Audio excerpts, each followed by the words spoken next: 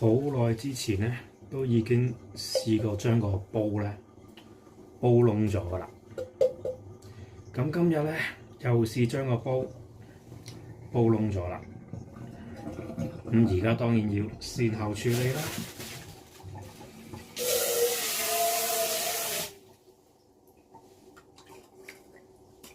哇，硬到七彩嘅！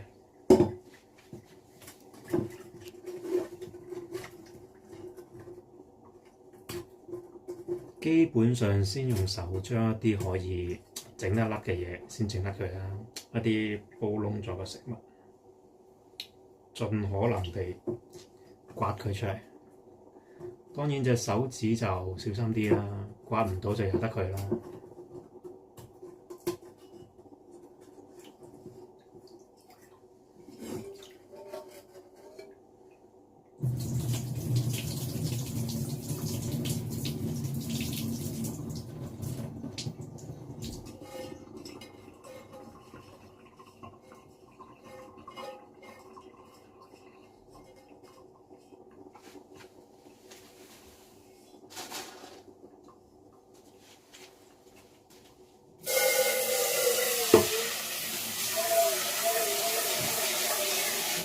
嗱，都事先咧將個煲咧用水咧浸咗一晚㗎啦，但係浸咗一晚之後都嗰啲煲燶嘅嘢都黐得好勁。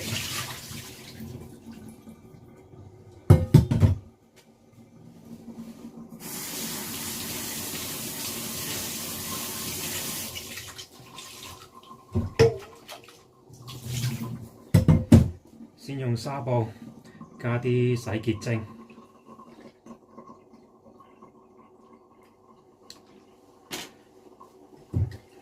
搞搞佢先，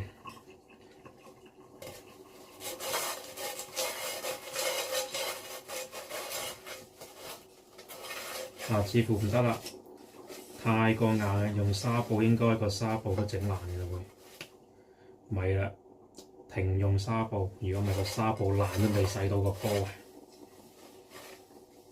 唔緊要啦，紗布先做個表面清潔先啦，去油漬嘅清潔。